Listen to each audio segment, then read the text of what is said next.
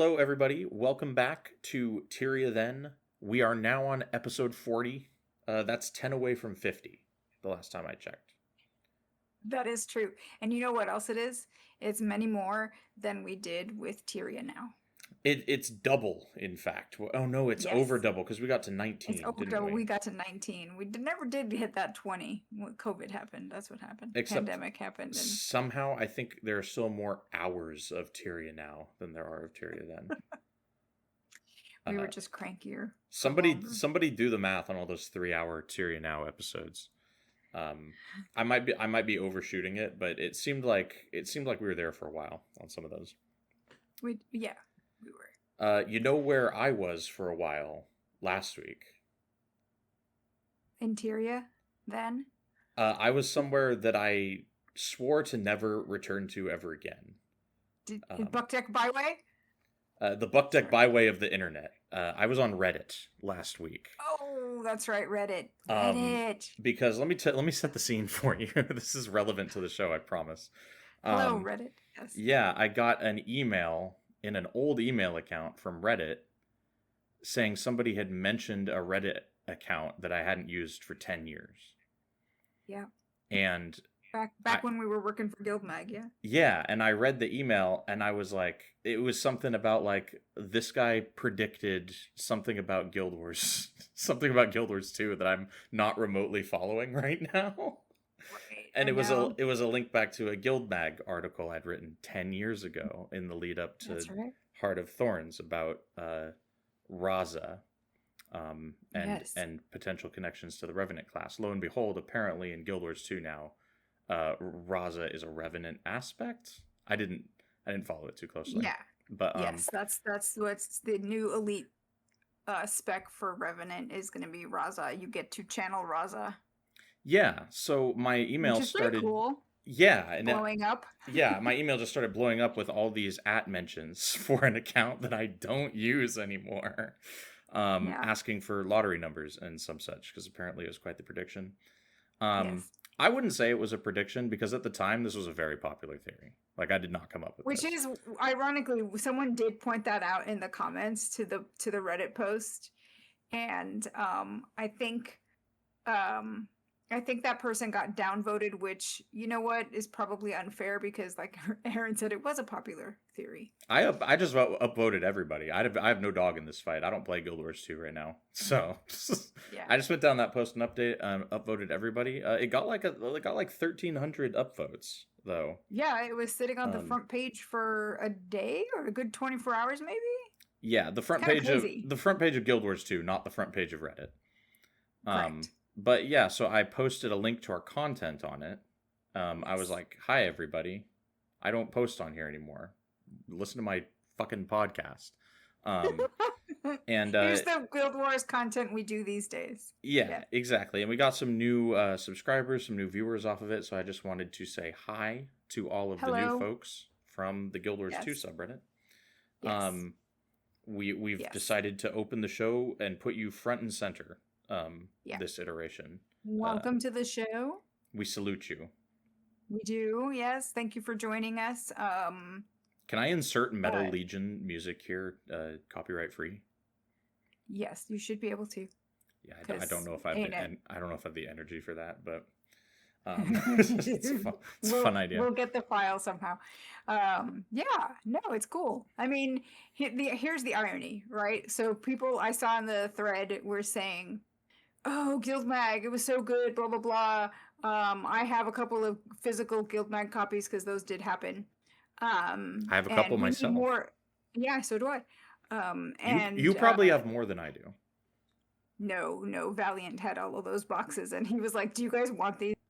Like, are you gonna get it to us? Like, how are we gonna do this?" And then the pandemic happened, and I think he finally had to just recycle them. But Pour- who knows? pour Maybe one out. if you can, yeah, bro, no, yeah, you can now maybe tag him in Reddit and see if he replies. But no, anyways, the irony here is that people are saying, "Oh, Guild Mag, such good content," and I'm like, 10 years ago when we were sharing our content, people shit on us for sharing our content on the subreddit. And The Guild Wars 2 it was subreddit is a strange place. it is, and that's okay. Because as I was telling one of our other Guild Mag alums, it took 10 years, but we made it. They really like us, so no, it's fine. Welcome, and we're glad that you found us. And yes, we do still cover Tyria, but is now Tyria then. Yeah, we cover the Tyria of the past. And eventually we'll get back to Guild Wars 2 when it lines up with where we are in the story. It's not now. I was actually amazed at the effort people will go to. Somebody in the comments like dug our page up on the Wayback Machine for that article so that people could read it. The article. And I was like, guys, this is a Heart of Thorns speculation article. This has no relevance to anything going on right now. Unfortunately, Olanaka, who has the website still, he had to essentially nuke the web content that we had. So he's kept the magazine content because that's got a lot more lore relevant things that are still linked back to from the Guild Wars 2 wiki, interviews that we did over the years with devs and stuff. And but the web posts, which is where Aaron and I lived most of the time with Guild Mag, those kind of had to get lost to malware, basically, so that the malware infections couldn't destroy things. So incredible. It happens. Just an internet's incredible story. So welcome everybody from the Guild Wars 2 subreddit. I hope you like Guild Wars 1 because we probably got like we probably got like 50 more episodes of Guild Wars 1 to get through. I don't know. Do you think we're over halfway through Guild Wars 1? I mean, we're in Nightfall. That's where the campaign we're at, and then after this, we're doing. I think we're doing Eye of the North. We're doing Edge of the Mist. What the hell was I about to say? Eye of the North. And I thought you were going to say Edge of Destiny. Who the hell knows? I know we are going to do the books at some point, right? Yeah, we're still trying to figure out how we're going to do that. Yeah, because our grand plan was that we were going to play through the campaigns and then do like the content that came after the campaign. So like Eye of the North. I almost said it again. War in Kryta. Are we doing War in Kryta? Yeah, we're going to do Guild Wars Beyond. And yeah, Guild Wars Beyond. Thank you. The Canthan one, which I've never actually finished. I think I barely started it. So you're going to have to like carry me, Aaron. We may have to. Yeah, Winds of Change is really hard. Winds of Change is hard, yeah. Yeah, it may need to be. Winds of Change is the kind of thing that you use consumable sets for in normal mode. Well, which funnily enough, unless you're me, segue into today's content. Oh man. Okay. Yes. All right. Because we did a lot of fighting this episode. We did a lot of fighting. And we had to deviate our storylines again because of the heroes that we chose. We branched off. We did. We did our final branching. Does it not branch again? Is there no more branching? I think the wiki says this is the final one. Okay. Well, we branched. And how many Marganites would you say you killed during this play session? A lot. More than 50. A lot. It was a lot. I'm kind of tired of them already now. Yeah. I'm waiting. I'm ready to see some other enemies. Yeah, I'm very tired of Marganites after this episode. We went like 0 to 100 on the Marganites. Barely any for a long time, and then this episode, nothing but. Yeah, we just consumed them, apparently. Yeah, so where were we in the plot that took us to where we are on this episode? So last episode, we found out that Varish basically betrayed General Morgan, and she essentially obliterated the priests of Lissa, attacked the Grand Court of Sabelke, and we had to go in and close some torment rifts to defend the Basilica, to avenge, I guess, the Lissan priests. That was a whole lot of like really weird fantasy words, and you nailed all of them. Round of applause for Miko, everybody. Pour one out. Thank you. Yes, and then we did a little bit of side quest. Um, Norgu. But what really matters is that Varish betrayed Morgan, and he is now available to us as a hero. Have you added him to your party yet? No. I thought about it, but I didn't because I am a Paragon in this playthrough. Guys, give us a shout out in the comments if you've ever run more than one Paragon in your party. I want to hear about it. I do want to hear about it because I don't know if it is good. Because you know what, I think I've only ever just run one when when I wasn't playing a Paragon, this is the first time. Those of you who are new, this is the first time I'm playing Paragon, and so I'm kind of learning the I go. I feel like I'm a bit better, but there's still things that I'm learning. I'm curious about, because I never had a player Paragon, and the whole idea behind Paragon when I was playing the game was like, you go Paragon Warrior, you get that faction skill for warriors, the shout that gives you a billion armor, and then you get double adrenaline. Save yourselves. Yeah, and you just spam it. Yeah. What do you do with a Paragon as a hero when they can't use PvE skills to make them good? I don't know. I'll fall back. I remember that. And then you give them some other damage skills. I think sound off in the comments with your Paragon recommendations, although some of our viewers have been diligent with this already. Yes. And you know what I did? Other than fight to further the plot, I went and I picked up another elite skill. Oh, nice. Okay, so you ran into some combat brick walls in this episode, and so you felt the need to reformat a bit. I didn't. I set off, I started off the playthrough and I was like, okay, I'm gonna pick up another elite skill. I'm gonna see what's up. And so it wasn't even that I had hit a brick wall. I went in thinking, okay, I'm just gonna go pick up because it's available now. I can go pick up Focused Anger. So I did, to the delight, hopefully, of some of our viewers. And then I went and put together a modified Imbagon build because I didn't have Save Yourselves and I didn't have enough faction to get it. And I was like, well, can I make this work? I tried. It was working pretty well, I thought. But I thought, well, maybe if the meta build is a little bit better, let's go farm up some factions. So I did that as well. Nice. That sounds like a grand time. Yeah. And I asked you this earlier this week. Why don't we go over one more time? Because I didn't know this until you told me earlier this week. What the hell does Imbagon stand for? So I had to look it up. It's Imbalanced Paragon. Okay. And it basically refers to the imbalanced nature of some of the skills that get a little bit too OP. Okay, Perceived overpowered nature of certain skills in the build. Okay. And that's according to the wiki. That is a term. Were you ever in an online gaming space when you were younger and you just didn't question when these terms came up? Yes. Yeah, that was a term for when I was playing, and I was just like, it's called an Imbagon, and I don't care why. Right. Yep. So yeah, that's a mystery solved, and I think so going back to the plot. Yeah.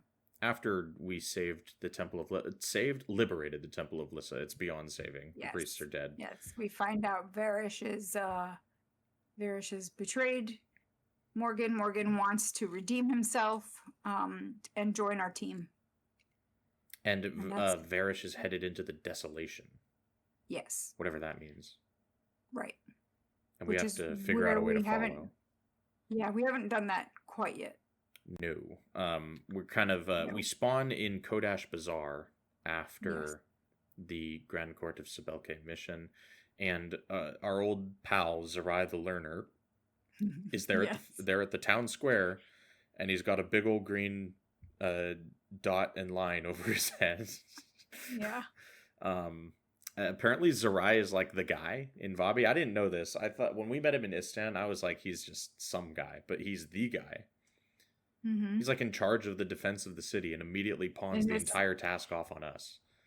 I find that really funny because he's supposed to be like a scholar, right? That's where the learner comes in. Like, how is He's battle? he's a delegator. He delegates. He's Zerai the learner. He learned from his time with us on Istan that these things are best left Apparently. to us.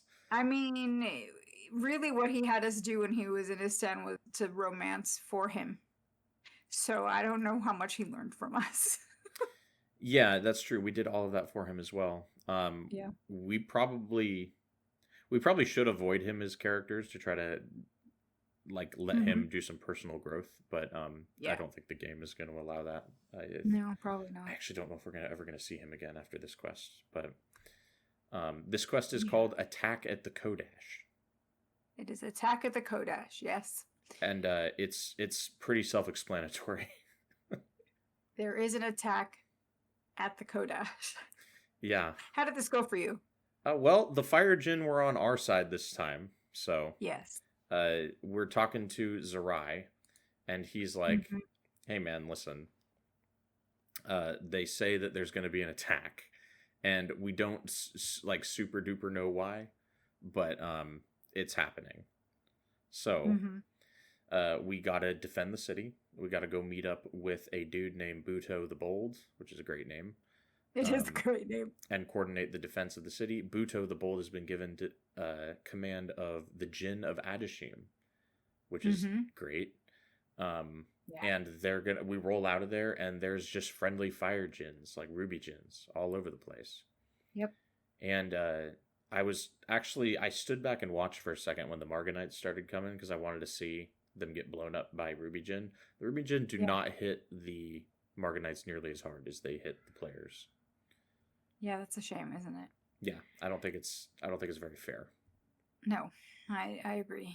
I did like in Zarai's dialogue, he mentions that Varesh's work in the Desolation is weakening the barrier between the Nightmare Realm and the real world. Yes. It's very like Stranger Things, right? Like Abaddon's realm is kind of like the upside down. It's like a mirror version, but all cursed. I like that. That's always a cool thing in stories when there's like a reality rift, right? So and that's what we're going to be exploring more of in this episode. So that was some good foreshadowing from Zerai. And he also mentions that many suffer as Abaddon tries to take advantage of their fears and secrets. So that's kind of what we're dealing with some of our heroes later in the episode, is them like kind of falling under this nightmare that Abaddon is seeping out into the world. So first and foremost, though, we got Marganites rolling up on Kodash Bazaar. Yeah. This quest is really easy. It is really easy. I was trying, he calls out, "Oh no, they're attacking." Then my note in my notes are a lot of follow the wiki's advice in this episode. Because I started following Buto's calling out, and I was like, is he in danger? Like, I'm still like dealing with the people over here on the stairs. Maybe he's gonna get overwhelmed. Maybe I should go and help him. Apparently, you know what? He's fine. You don't need to do that. If you do that, you'll get overwhelmed. At least that's what happened to me.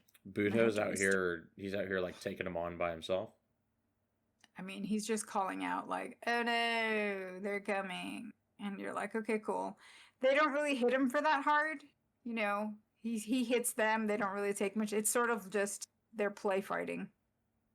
It's like they're putting on a play for Boca until we get there, and then they decide to hit hard for real. We're completely theater pilled after the last couple Norgu episodes. Yes.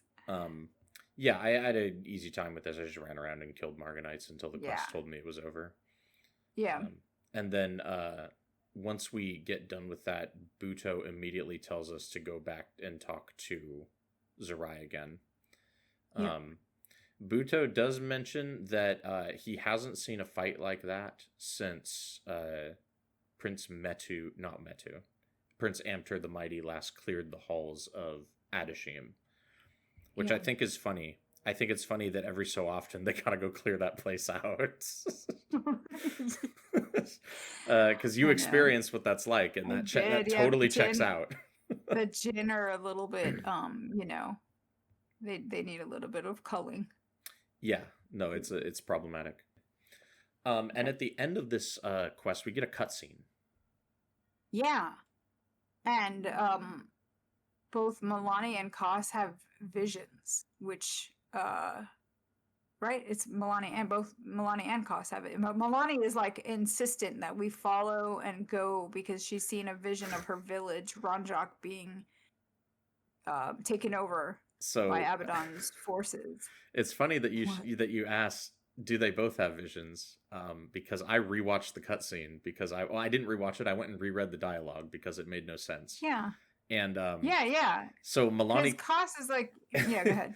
Milani comes in and she's like, I had a vision of Ronjok transformed into a nightmare realm, and I'm like, that checks out. Milani is like canonically what's in this universe is called a dreamer, right? She has visions, right? And then Koss just walks up, and is like, hey, the tendrils are bad, but they seem to have stabilized.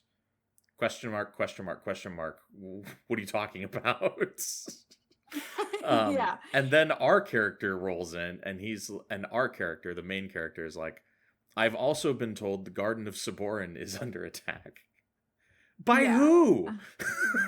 That's what it was. I know. That's like, why is this happening off stage? I don't understand. And why don't they just show it? Like, why don't they have random NPCs roll in? It's not like I haven't done that before. So I thought that was a missed opportunity, but I think it's out of order. The fact that because Zerai tells us that Saborin is under attack when we go talk to him, but this cutscene happens first. And I think that bit of dialogue from Zerai was supposed to happen earlier. Yeah, it could be. So I think right. I think it's out of order because the way the cutscene plays, there's just a whole lot of characters just pulling shit out of thin air to make a split in the plot happen that yet again doesn't really need to happen. Right. There are a few of the plot splits in this don't really need to happen. I actually like the plot split in Vabi. I think that makes a lot of sense. Honestly, I actually think the game should probably just have you go to Adashim because that's way cooler than the Zaganer Bastion mission. But I think both missions should be included in the Korna arc, and then this one, these two missions are kind of like the same version of the same, or different versions of the same thing, but they exist to facilitate a character relationship. So I'll let it slide. Right. Right. Right. But we haven't quite gotten there yet. Yeah. No. And Milani is really wanting to go and save her village, and Koss thinks that it's more important to save the garden. Yeah, and this is because it's an actual threat. And what he's complaining about is that we've got a report, an actual report that the garden's under attack. And all we're going with for Milani's story is that she saw it in a dream. And he's like, sounds like a bad dream. Yeah. And she's like, no, it's a vision. And he's like, I mean, it sounds like a dream. So he kind of blows her off. I still can't get over that she tells us about her dream, and Koss is just like, well, the tendrils seem to have stabilized when he has seen nothing of what's going on. Koss is amazing. I know, yeah. Yeah, they have an argument over what we should do, and I kind of get where Koss is coming from. He's like, hey, we have a actual confirmed threat versus like a maybe, right? Right.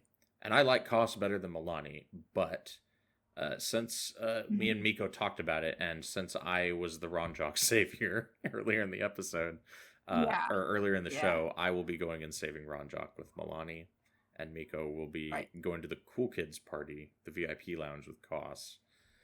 To the Jenner's Horde mission. Oh God. Yeah. And yes. Yeah. And I'll be heading down to Ronjok, and that's kind of what we're doing in this next quest called Heart or Mind. Mine is called Ronjok in Danger. What is yours called? Garden in Danger. Heart or Mind. Garden in Danger. Creative naming conventions here on Tyria then. Creative naming, yeah. Yes. How did this quest go for you? I mean, you stroll in and you just have to follow the path. You don't even really need to fight. There are some enemies, but you don't really need to fight them. You just need to go and find um the hedge wizard Lohaj. Do you hear the children being Which murdered directly outside my window? no. Okay, thank God, because there's like a whole deal going on out there. Okay. I thought you were gonna make a joke about the guy that I had to go find being a hedge wizard murdering your neighbors. But okay. Yeah, so Maybe I he had to go is. and find this. I mean, maybe. I Yeah, hadn't so considered. this title for this guy is hedge wizard, which, you know, I mean, in the grand scheme of naming conventions, for a garden, the wizard of the hedge, I don't know. Um, It's it's like being a. a shrub lord. What is this? I don't know. It makes me think of you're a wizard, but you use your magic to run a hedge fund. That is one way to interpret it, right? Yeah, you use mathematical Yeah. magic to run the most impeccably managed hedge fund in human history. You're absurdly wealthy. You're Vobian as fuck. Um, if anywhere is going to Well, have hedge wizards, it's going to be Vobby. Okay. I mean, this is true. This is true. Yeah. So once you find this wizard, you're done. It's literally walk out, walk in the door, go over to the quest marker, talk to your dude, and he's having visions of his own, and he's like, "Oh, thank God, you found me." The place is under attack, and we're like, "Yeah, we know, we came to get you." And that's it. You like take 2 steps, and the quest is over. It was literally a joke. Then you have to go and turn your quest in to Master Gardener Cobal. I'm loving that they leaned this hard into the garden and gardener metaphors. Yeah, we got our hedge wizard. We got our master gardener. Is there anybody there named Kudzu? I know, really. We know Yeah, ArenaNet is a fan of kudzu, so it is. Yes, it's an invasive species. I've learned. so you just went But and talked to anyways, like a hedge wizard, and then it was time for your mission. that was the mission. Yes, that was it. You just go and turn in your reward to the master gardener, and he becomes your mission NPC. Interesting. Was there a cutscene involved in this quest? No. No cutscene. Okay, I had a cutscene at the end of mine. Oh. Uh, Well, at the end of my as I say that, and there's a little cinematic. Yes, you're right. I forgot. The horticulturalist, the horticulturist says, "We're doomed. We're doomed. I tell you, we're doomed." And Kost tries to talk to him and is like, "Don't worry, we're here to help." And Milani's like, "No, no, this place is lost. Let's go to Ronjok." And the horticulturist is like, "No, you've got to help. The world is ending." And Koss is like, "It's okay. We're here to help." So that's basically little mini cutscene. That's why I forgot about it. yeah, the cutscene at the end of mine was kind of like that too. My Yeah. quest was a little more involved. Also, it turns out I Oh, did not. So when I did all those Ronjok quests like 10 episodes ago, yeah. it turns out I was supposed to go back there like halfway or most of the way through Korna at some point and finish off Oh, like that whole deal. oh, And I didn't. oh. Yeah, and I didn't do that. So when I came back to Ronjok to talk with Elder Jonah for this primary quest, he had like there's like a whole other thing going on where we're like supposed to take out the garrison and shit. Oh no. But I'm So already. did you have to go do those first or no? I did not do them because I was like, listen, I'm so far past. I've crushed Korna beneath my heel at this point. Like, you guys are fine. Right. Also, there's a Yeah. more imminent issue. So I did not do the. Ronjok will have to go unsaved in my playthrough, unfortunately. Well. I talked to Zerai to get the quest. And this is where he says that, quote, old tomes state that Abaddon will strike his enemies through the mind.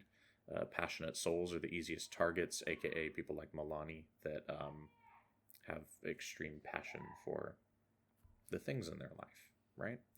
Like she was Huh. all That's actually good world building right there because I got none of that. that's unfortunate.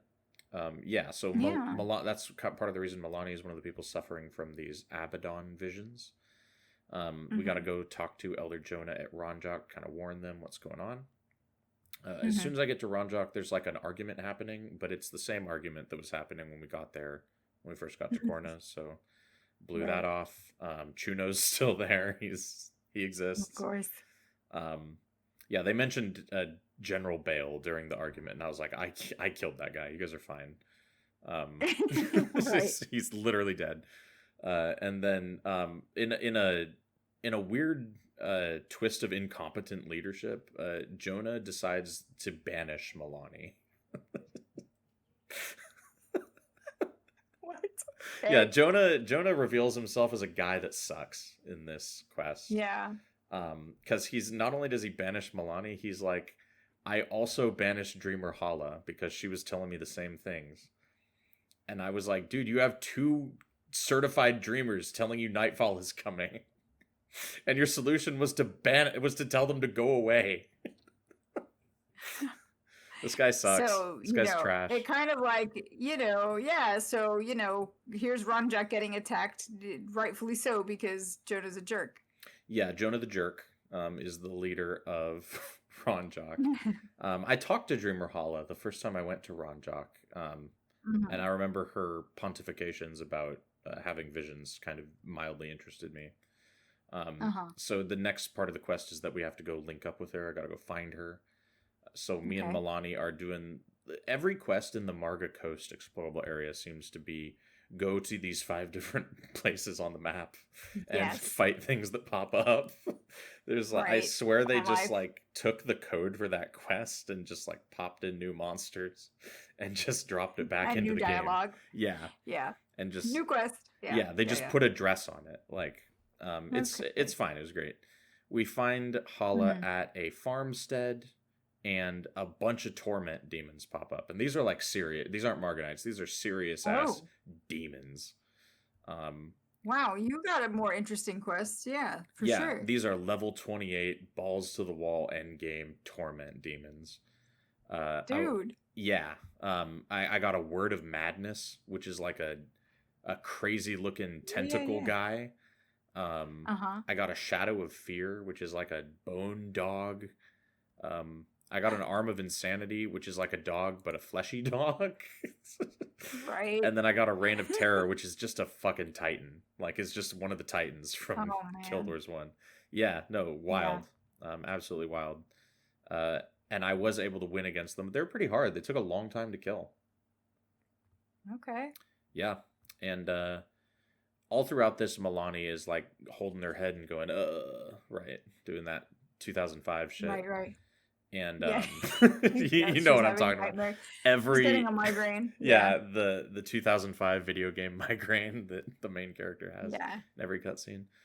Mhm. Dreamer, after we kill these demons, Dreamer Hala says the situation will only get worse, and she then tells Milani, dude, you gotta go see Dreamer Raja, okay? Dreamer Hala is like the boss of the first Pokemon gym. Dreamer Raja is like the boss of the last Pokemon gym. So we gotta go see Dreamer Okay. Raja over at Nundu Bay. Uh-huh. And then a weird cutscene plays that makes no sense. Okay. Because the cutscene that plays is us back at Ronjok acting like we just got there, and Jonah is like, why are you here? Again, I think this cutscene is out of order. Like, I 100% think it's out of order. And Man, Milani's that's like, crazy. yeah, Milani's like, something evil is going to happen. And then Jonah's like, you should like bathe in the magical fountain in the Sunspear Sanctuary. That'll help. The game then teleports us to Nundu Bay, and we never bathe in the water in the Sunspear Sanctuary. What the heck? Yeah, no, it's a whole weird thing because we end up, because the holy water mechanic in the mission. We use the water in the Sunspear Sanctuary for that, but we do not put it on ourselves. We put it on the monster. But Jonah implies that we need to put it on ourselves. I don't know. Maybe I read the cutscene wrong. To purify whatever whatever might have contaminated us, or Exactly, yeah, because Jonah thinks that Milani is contaminated. right? So he's like, you need to Right. get in that holy water, girl. But instead Yeah. we, Evil be gone. Right. Yeah, I get it. Okay. yeah, But we but never do that no, because she's actually.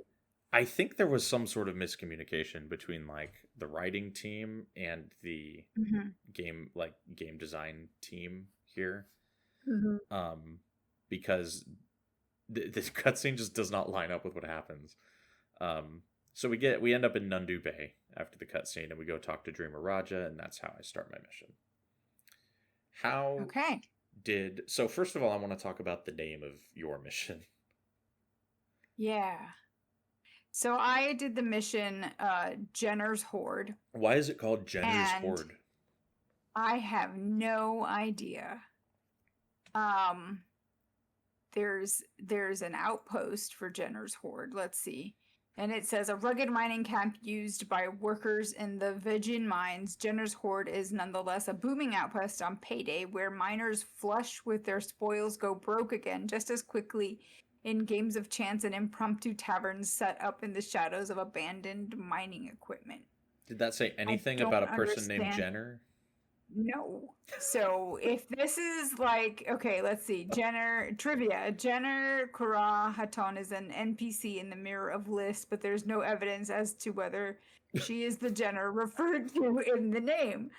It kind of sounds like Jenner is like supposed to be the leader of the mining company, maybe, but I don't.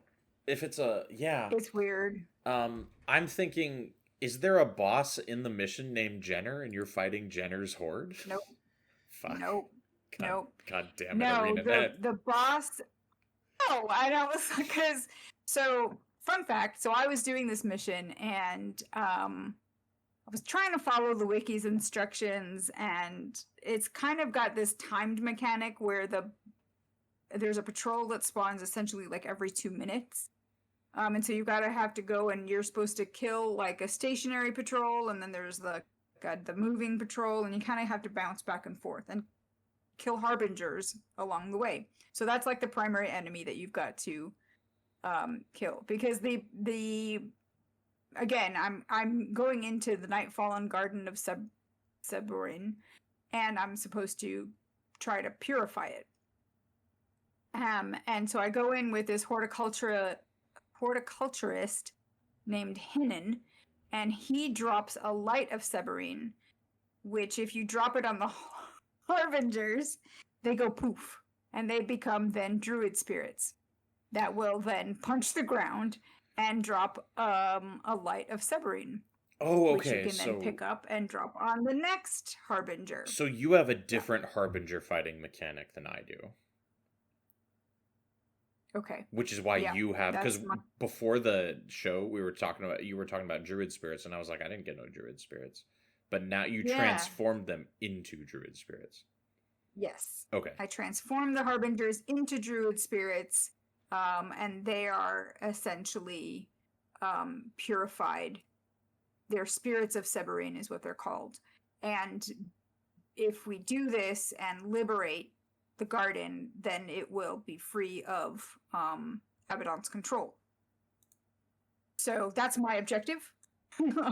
And you're supposed to, like the wiki says, you can blow past the 3 first harbingers and ignore them. And I'm like, I don't know that that's actually a good thing. You could, if you just drop the lights on them and get them to transform, you can flag your hero party up to the top of the stairs, because you have to run up these stairs to like this little plateau area.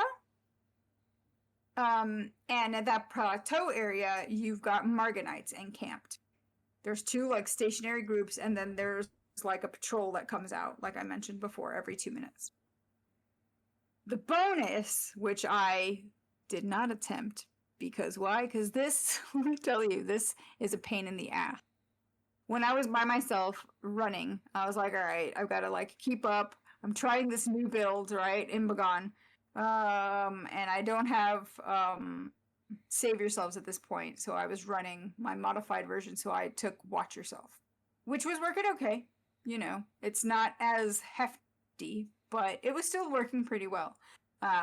Until it wasn't. until I was getting overwhelmed and just kind of lost in the mechanics of the fight. So I was like, okay, I need another human being. I called in my guild, uh, my guildie, and I had her taking our heroes while I would run back and get the lights, drop them on the harbingers, get your little morale boost. It was great. So I I feel like ignored the mechanic. okay, so having Yeah, to like fight and move at the same time was what was killing you so much. yeah, it was just yeah, because I would be trying to fight and kill off a patrol or a stationary patrol, and then I'd get a patrol coming down the stairs because I wasn't parking any one of my people. Probably could have, in hindsight, I probably could have parked Milani. She did well by herself in one of the other missions that I did. Probably could have parked her by herself, and she could have maybe taken out a couple. But if you miss the patrol that heads down the stairs, they go and kill the spirits. Which means you are shit out of luck for getting any lights, and then they go and kill Hinnon. And if Hinnon dies, you fail the mission. This guy's name is so Hinnon. You can't be named horticulturalist Hinnon. That's an Hinon. Yeah, I know. Yeah. This mission seems unbelievably complicated and hard.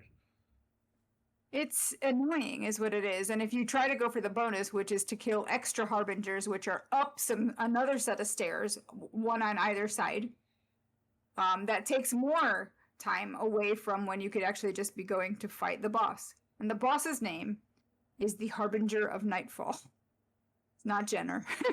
Yeah, no, it's definitely not Jenner. And my guildie and I were like, well, maybe Jenner is his real name, and maybe this Harbinger title is his new little shtick. So we were getting real punchy. I think we have to assume that. Yeah.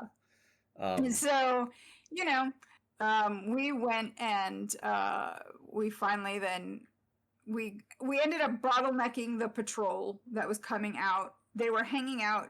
And fortunately, I should say, the boss decided to come and play with the patrol. So she was, Gildy and our heroes were fighting, and I was like, I'm gonna go get a light. And then the Harbinger of Nightfall needs 3 lights dropped on him in order to kill him. So I had to grab 2 that were around, go and hoof it to find another one that was a little bit further away. And we finally killed it, but it was a pain in my butt. Sounds like the Dunes of Despair of Nightfall. It was not fun. At one point I even tried going back to my offensive build, and I was like, no, I'm not liking this.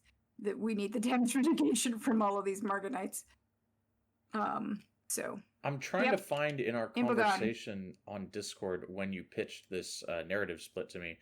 Because I believe when you pitched it to me, you said that the wiki considered Jenner's Horde to be the easier of the 2 missions. No, it was the opposite. Oh, okay. Gotcha. I said, yeah. So I picked it, and then I read it, and I was like, well, it'll be harder.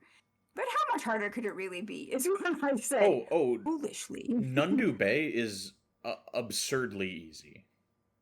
Yeah. Everything you've just described to me is just inordinately complicated compared to the equivalent mission Nundu Bay, where everything is just dead simple.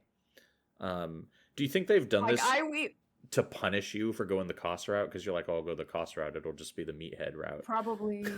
Yeah, I don't know. I know that I even broke down and I was like, I need to see this play out. I must be doing something wrong. No, the answer was I was actually interpreting it correctly. It was just that I was letting patrols get by. So I then had to not let the patrols get by. So you were... I did find a playthrough from 15 years ago, which was great. Oh, hell yeah. I love those. Thanks, I love that guy old Guild Wars 1 videos. Yeah. Yeah, and the guy was actually he got it in 2 parts. He's like, here's what you do, and here's what I'm doing. And I was like, you're taking in, you're tackling this mission with 4 other humans. I think he had a party of, 4 humans, and then a couple of heroes. And I'm like, yeah, that sounds like the dream right there. It might have been pre-7 Heroes, that video you saw. Yeah, I don't know. It was cool though. Anyways, thank you, that guy. I don't know if you're still making Guild Wars content or even playing the game anymore, but you did help. And what would you say this mission or the master quest that we did later was your biggest tribulation in this episode? The master quest, like they were equally as bad as each other. Gotcha. So this yeah. is So round one, and then we've still got round two coming down the pipe. Exactly, yeah. So at the end, after we kill the not the Master of Nightfall, the Harbinger of Nightfall, we get a cutscene, and it's Koss and your player character, and Koss is lamenting how much of the garden has been corrupted, and your character is like, well, a lot more would have been lost if we hadn't been there, and then Koss is like, how's Milani doing? And you're like, well, I mean, she seems to be doing better. The visions have passed. And he's like, but we had to come here. It was the real threat. She's gonna have to realize that this is more important. And your character's like, yeah, well, I think Milani understands. And Koss is like, she's just really frustrating, and so you're starting to like see a little bit more turning up of like the romance aspect. They've got like a grade school relationship happening. Oh, 100%. And he's like, you think I should go talk to her? And your character's like, yeah, you will when the time's right. He's like, yeah, I hope that time is soon. And I'm like, just go and talk to her, and you just want to get on her pants anyway. Just please go. To be fair, Milani does not wear pants. She wears a robe. Okay, yes, fine. But you know what I mean. So he's going to pass her a note on like some parchment. Do you like me? Yes. Check. Yes or no. And then we get another cutscene, or another little like break. It's like a meanwhile in the desolation, and we get Varish, who just looks like an alien at this point. She really does. It's like becoming worse. And so you see, I don't know if you got the same cutscene, but so she's like starting to it's starting to take a toll on her, like having this connection to Abaddon. And she seems a little tired. A little tired and a little bit like not so much Team Abaddon is the. But anyways, talk about your mission. Yeah, we can talk about that cutscene. Yeah, Nundu Bay. So I arrive in the Nundu Bay outpost after a weird cutscene with Jonah that didn't make a lot of sense. And then Dreamer Raja, who Dreamer Hala told me to go see, is my mission person. These names are great. Hala. I hollered at Raja. I might have to cut. I might have to cut that out. I don't like that. Well, I have to leave it in now. I gotta leave it in anyway. Sorry, I didn't mean to distract you. And Raja tells us that we have to, quote, travel to the Nightfallen Coast, and I'm deeply confused. I'm like, is this happening in real life, or are we traveling into Milani's mind, like Heart of Thorns style? Right. Yeah. Right. Ooh, that's a yes. To this day, I don't know if this mission really happened. Okay. I don't know if this is like a going into Milani's nightmare, or if this like nightfall actually happened to Ronjok. Dude, that would actually be a cool precursor to like what happened in Heart of Thorns, but okay. Yeah, no, I have no idea if this is supposed to be real or not. But I click the button and we're in the Nightfallen Coast. Sure, okay. And Ronjok is fucked up. There's teeth sprouting out of the floor. There's eyes sprouting out of the wall. The ground is like red now. The sky. Oh wow. Yeah, the sky looks like Judeo-Christian hell. It's a mess. Like blood, yeah. Yeah, it's a mess. It's a mess in there. Night has fallen, and so you know how in your quest or in your mission you had to do like an ornate ritual dance to get the object you used to kill the Harbingers? Yes. Yeah, and mine you just walk up to Jonah and he gives you a skill on your skill bar that you just get to use on repeats. To kill Harbingers. That's so not fair. Like, I had to display my Lightbringer title in order to like give me a boost of like just ugh. It gets easier because there is a safe method to this mission.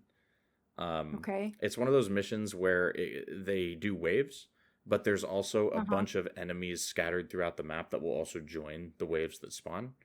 And if Okay. you do not grab the skill from Jonah right away, you can just go kill every enemy on the map.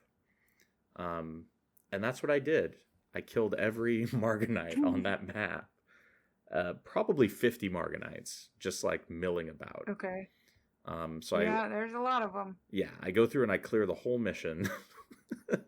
And then I come back and I talk to Jonah. I'm like, hey, give me that holy water skill. So he slaps that on my bar. And then I have a very pleasant, light Marganite siege because only the spawned enemies are coming in and none of the map enemies are. The Elementalist boss actually kills Dunkoro, which is impressive. He hits him for like 430 damage with a thunderclap, which is incredible. But we managed to rally from that. Shout out to Scribe Wenzel. Dude really slaps with his thunder slaps. And then some harbingers show up, and they just show up one at a time, and you just go up to them and use the skill and kill them. It's very easy. Yeah, they do die to that nice skill. Yeah. And then we can make our way up the little path, and we can go kill the Harbinger of Nightfall, or we can go do the bonus and kill the extra Harbingers. Why not? I'll just go do the bonus and kill the extra Harbingers. I've got a handy-dandy little skill. It's not a problem. And then I go back and I kill the Harbinger of Nightfall, and the mission is over. Dude, it feels like they forgot to code in all of that cool stuff into Jenner's Horde and then just made it like, what if we were to do this? I think maybe we should do this instead. And they left Jenner's Horde in when they meant to take it out. Well, I think they made Jenner's Horde first, and they wanted these two missions to be equally grotesque. And I think they just ran out of time when they got to Nundu Bay. They must give him the easy mode. Yeah, I think there was going to be a whole like I think you were going to have to keep going back to Jonah to get new vials of holy water. And I think there just wasn't time to implement that. So, because you can throw the holy water and you can miss. If it's in my footage, the first time I try to hit the boss with it, I throw it and I miss. This is solved by just waiting until you're in melee range, and then you can never miss. Right. Unless the one thing the nightmares or the harbingers can do is use a warrior skill that you've never heard of called Distracting Blow, which is an interrupt. Okay. And so they can interrupt you when you use this, but that only happened to me once, so I'm not worried about it. Okay. And then I got the same cutscene you did, except the Milani version. She has an "I told you so" moment, and then she's like, my character speculates that it's tied to the quote eruptions, which I think he means like the tentacles everywhere. I don't know why they chose the word eruptions in this cutscene. We haven't used it in reference to Nightfall before, but but I think it's funny that they're theorizing that like, maybe this is tied to Nightfall. No shit. It's there's a lot of just weird cutscenes where the dialogue doesn't make a whole ton of sense in the Milani storyline. I don't know what's happening there. And then she has the same conversation with me that you had with Koss of like, he's so frustrating. I should talk to him. So they're gonna chit chat soon. And then I hope so. Yeah, and then we get the Varish in the Desolation, and Varish seems very weary, and this one Marganite keeps talking to her like, it's okay, just a little bit further, right? Yeah. And Varish is almost like, fuck, okay. Yeah, it's, the thing that stood out to me at the end is that, she's like, yes, hail Abaddon, but she kind of said hail Abaddon a bit lacklusterly. She really did. There was it feels like she's kind of like, yeah, fuck Abaddon. It's kind of how that's the tone. Well, because that came through. They're totally like a donut on a stringing her, like, The one Mhm. Marganite is like, once you do all the rest of this bullshit, you will be rewarded. And Right. she's like, uh-huh. Yeah. Sure. Yeah. And she is looking more and more Klingon now, for sure. Yeah, she's gone It full was Star Trek. uh-huh. Yeah. So, Varish, this is what happens. You make deals with demons and Well, she's turning into, so if you look at the Marganite masks, they have 6 yeah. eyes. She's Yeah. getting Yeah. these She's turning ridges. into a Yeah, Marganite. she's getting these Yeah. ridges over her eyes. She's turning into a Marganite. Yeah. She's turning into the next Jenner. Uh, Yeah. Varish's horde. Oh So my gosh. that is where we leave the plot this episode. Yes. But we kind of had a humdinger of a time with our old pal Mirza.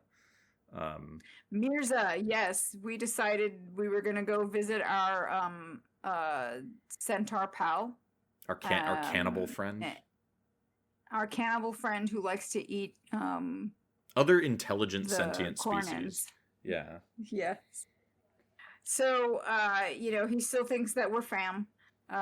He's like, yo, homie, this is what's happening. The tree is getting corrupted. And we're like, we Again? know, like we were here before, remember?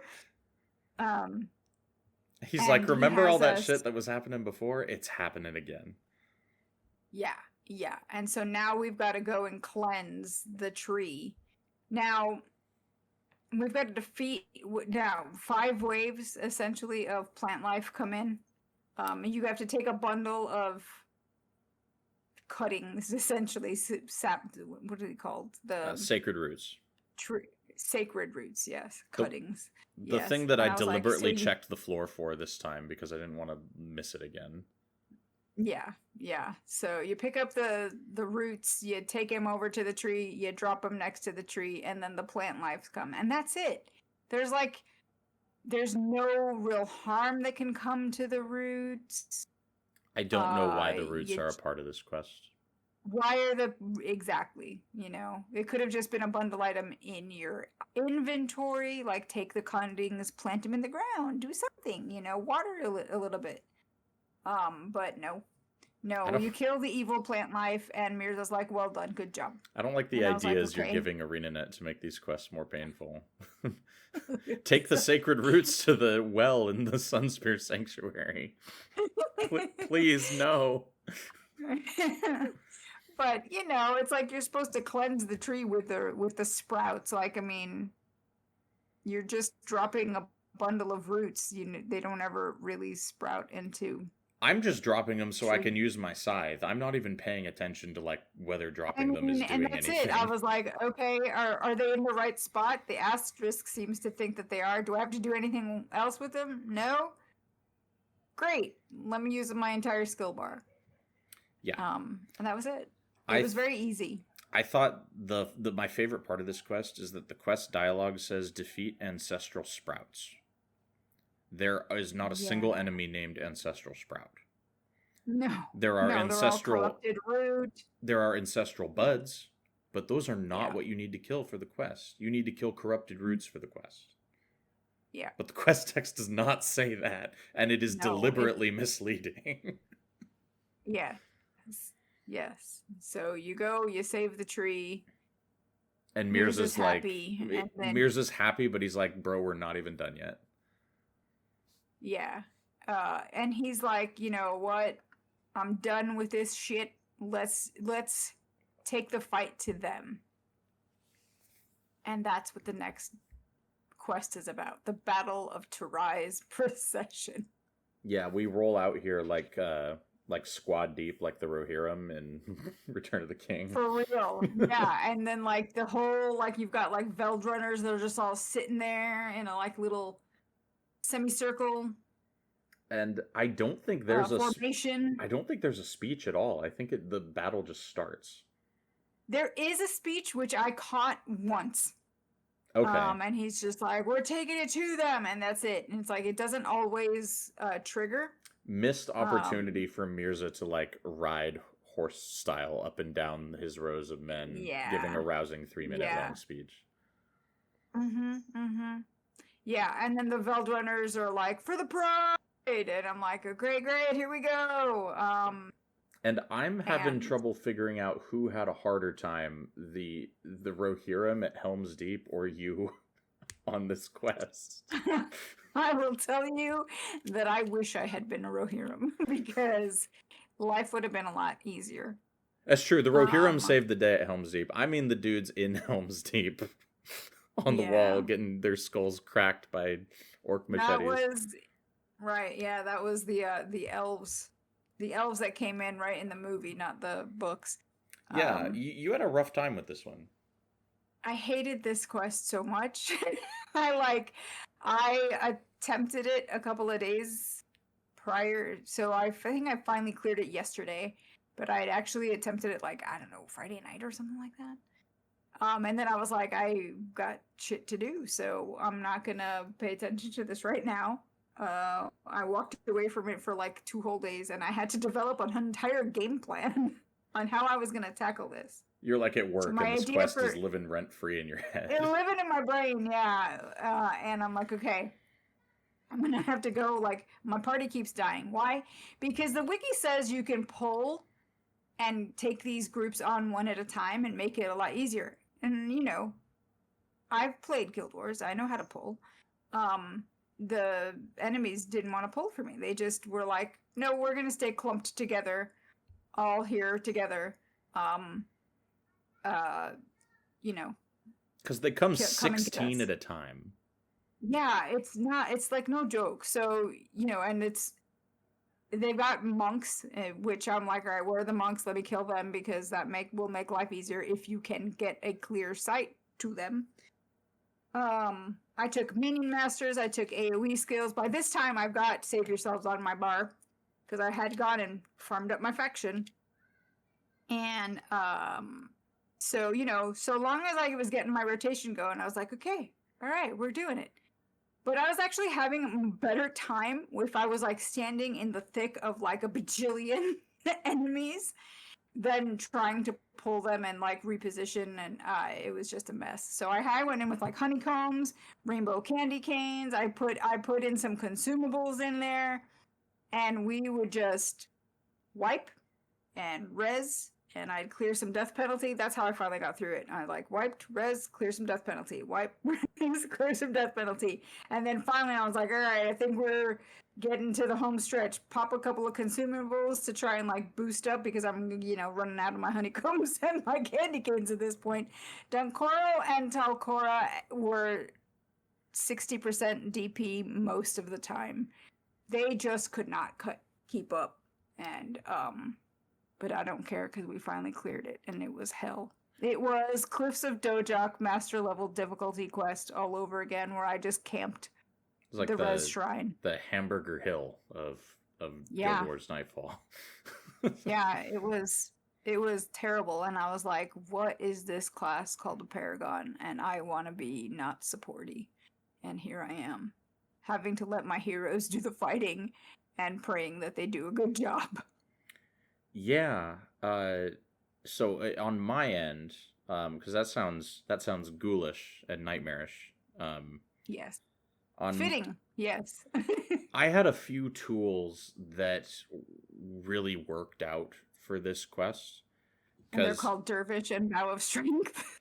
yeah, they are. Because the way this quest works is you get pincered by two groups of 8, and it keeps going that way. I think it diverts a little bit, but for the most part, you're getting pincered by 2 groups of 8. Right. And they're like anywhere from 2 to 4 clerics in each group.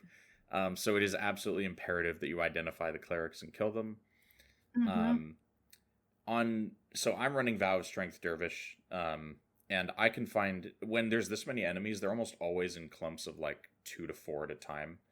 So this works hugely to my advantage as an AoE dervish. So I just let the floodgates loose and went bulldozing. I went lawn mowing through this. There you go. And I went into like a berserk rage, and I didn't stop until there were no more enemies left. I did That see. sounds amazing. Yeah, no, I just like if you've ever had one of those like industrial grade ride lawnmowers in a big old field, Yes. it was Right. it was a time. And then I have a lot of AoE builds on my heroes too. Like I've got Zed on Yeah. AoE Air Magic, and I've got Energy Surge Yeah. on Norgu, Barrage on Acolyte Jin, um, Yeah. that sort of stuff going on. And of course, Hmm. I did lose. I got Minion Master on Elias as well. And then with Hmm. me and Jin dealing physical AoE damage, I've got Master of Whispers on Order of Pain, which just boosts your physical damage hits. Nice. So we just had some nice coordination that was kind of tailor made for situations like this. Yeah. You had some good synergy in those builds. Yeah, It was good. this was kind of what my party has been waiting for.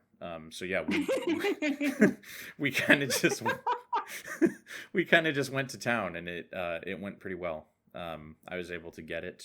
I think a few of us died, but we got Dunkoro back here on Unyielding Aura, and Hmm. due to my immense battle presence on the front line, things don't tend to make it Right. back to my monks between me and the Right. minions. So I had a good time on this one. This one was actually this is a master difficulty quest. I don't know if we mentioned that. Um, Hmm. but yeah, very very difficult quest. Just absurd amounts of enemies, crazy amounts of enemies. Because the next group will spawn before you are done with the one you're fighting. Yes. Um, Yes. And I was like, okay, can I camp their spawns? No. Um, you know. yeah, Yeah. so it's definitely a mess. And not as much not as much like story in the Mirza quest as I would have Hmm. hoped for. It's just kind of No, a bunch yeah. of like, brother, the tree's under attack again. Yeah. And then they take the fight to the Morganites. Um, Yeah, this is definitely and like a gamer's quest, right? For gamers yeah. who like to game. Yeah. I've been playing this quest Yeah. like, boy, am I gaming. Yeah. Well, Admir's is happy once you defeat all the enemies. You don't. There's no penalty if even if he dies. I mean, I suppose if he dies before you're done, then you've got to like zone to like get him back alive so you can turn your quest in. The wiki says you can But rezone to turn the quest in. Yeah, he can totally. Like, I think yeah. all the centaurs can die and it's fine. Oh, all the centaurs did die for me. And in my final, actually, my winning run, run being not even the word that I would use. Um, I didn't even bother going like to go pick him up. I was like, nah, dude, I'm going around the other side. I'm gonna pick up that res shrine over there that's closer, and I'll go see you when I'm done. And that's what I did. The good All old of his homies died. Yeah. death rush tactic that people were using in dungeons and early guild wars too. Yeah. Just hit Yeah. the That's waypoint what I did. beacon and run back. Yep, pretty much. That was me. It was just wipe res. I'm like, you know what? If there's anything, I'm used to doing that when I was doing my raiding back in Guild Wars 2, and we were, doing that whole progression thing. Yep, Yeah, no this big deal. hasn't. I feel like it hasn't happened to us until like the last few episodes, maybe. And Yeah. maybe the beginning of Istan as well, where, because like in Prophecies and Factions, I think we both really liked our classes. I don't Hmm. think you're gelling with Paragon very much. No, I mean, yeah, I will say that the Imbagon uh build when you've got a manageable amount of when you're not overwhelmed by like 16 at a time or more, it works really well. Like the damage mitigation, like my party was not taking much damage at all. So I do think it'll be a useful build as we move forward. So that was kind of cool. And it is kind of nice to be, to have like an infinite supply of adrenaline. Yeah, for real. um, but yeah, but it's sort of it feels a bit of like a gimmick build, and I'm just kind of like I feel like all right, am I actually helping? I guess I'm helping. Do you get to do any damage on that build? You have one skill that inflicts deep wound condition for your homies to keep fighting for you. I'm like, all right. So here's the question. So, If you're yeah. not so hot on Paragon, are you going to use this character in Eye of the North so you can have heroes? Or are you going to go pick up like your Prophecies character and just like use the Eye of the North heroes? Yeah, I think I don't know. I don't know yet. I probably won't use Paragon as the main Mm-hmm. class. Yeah. I Because you mean, do get heroes in I'm Eye of the North, so I see no reason why you Woo! couldn't grab your Ritualist or your Ranger and do it. Yeah, I'd probably have more of a fun time. Because I would feel like I'm doing something rather than sitting back. Hitting I stuff mean, feels it's good. funny because hitting stuff feels really good. Which is why, and I might even try one of those like little gimmicky Paragon Dervish builds. I don't know yet. We'll see. We'll That see. that We'll see sounds as we like, go. you know what that sounds like? That sounds like good podcast content. Is what that sounds like. Yeah, there you go. Get I'll that. try a good gimmick build for the podcast. Yeah, get like a Yeah. go like dagger spam or something weird. There's I swear to God, look on the PVX wiki. There is a dagger spam build for every there is a dagger profession. spam build. It really, yeah, I know. I've seen it, and I'm just like, okay. But I do think that I'm gonna pick up Soldier's Fury at some point, that elite skill, and I'll give maybe that'll you know What did you say the new elite you captured change my this mind. episode was? Focused anger. And that's different from Yeah. the other one you just brought up. Soldier's Fury. Soldier's Fury. Those sound like the same I know, thing. they sound very the same. Yeah, I know, they do. I had to But there's backtrack because I different- was like, wait, is that not the one you grabbed? Yeah, no. Soldier's Fury. Yeah, I mean, it's also one of these like you gain more attack faster and gain more adrenaline. You're But just very yeah, I don't angry. know. You're a very angry It's just very angry. little lady. It's hilarious that Paragon has like these angry sounding skills. It just makes me. They have laugh. Righteous Wrath. They do. Why isn't that a Paragon? Why isn't Righteous Wrath a Paragon skill? Primal Rage is a warrior one, but they can use it if you go Paragon Warrior, I guess. Paragon also I don't coming to know. Guild Wars 2, the next expansion. funnily Yes. Yeah, for the warrior class, which is fitting since, Paragon Warrior is still the thing. So, Ye- Yes, indeed. So we've got Yeah. plans for the future, guys. Don't worry about that. Miko Mhm. might swap her build up a little bit. I don't know. We'll figure it out. I'm probably just going to keep whirling my scythe because that seems to be working real well for me at the moment. I mean, yeah, it sounds like you're having fun. And it sounds like it was definitely fun for this quest. It paid off. Yeah, it absolutely paid off. Next episode, I think we're going to be... I think we are going to be talking to a certain Lich next episode. If I'm not mistaken. I think. Yeah. I think so. I think we've got to go and talk to I didn't pick up my the good primary old- yet, I don't think. No, I think I picked up I gotta talk to What did I Lone pick up? Eye I for picked up- mine. Oh, do Yeah. you now? Yeah, Lone Eye's got my next primary quest. I don't know who you have to talk to after Jenner's Crossing the Horde. Desolation, right? Yeah. Crossing the Desolation is the next quest. Yes. Yeah. Well, yeah, I guess we gotta go talk to Lone Eye. Or Alright. talk to Cormier. I don't know. Maybe is Yeah, Cormier making a comeback? Cormier, I love that you rescued Cormier and she's been MIA since. I love that so She's much. been in the hospital, she had her eyeballs eaten. That takes a little time to recover from. It does, yeah. It takes a little time to recover from that and gain transcendent truth vision from it. So we will be coming at you next episode with transcendent truth vision. So stay tuned for that. And in the meantime, Miko, where can people find you on the internet? You can find me at Inky Sticks. Inky Sticks. Yes, the sticks full of ink on Twitter or Blue Sky. Perfect. And I guess we're not calling it Twitter anymore, are we? I keep saying X, but I think we should just call it Twitter. I mean, that's what it really is. Type Twitter it's whenever not. you go to this website, guys. Type twitter.com into your web URL rebelliously. I think it still works. Should work. Yep. You Yeah. can find us on at Tyria now on at Tyria now. You can find us at Tyria now on any of the platforms we're on. That's Twitter, Blue Sky, YouTube, Spotify, and Apple Podcasts. And Twitch. I think I got them all on the first try. Yep. So go do all those follows. Stay tuned for episodes of Tyria then. They come out like at the beginning of the week, depending on when I can get the playthrough done. So just every 2 weeks, somewhere around the beginning of the week is when you'll find one of these. It's our goal. Yeah. So until the next bi-weekly beginning of the week, we will see you later, guys. Bye.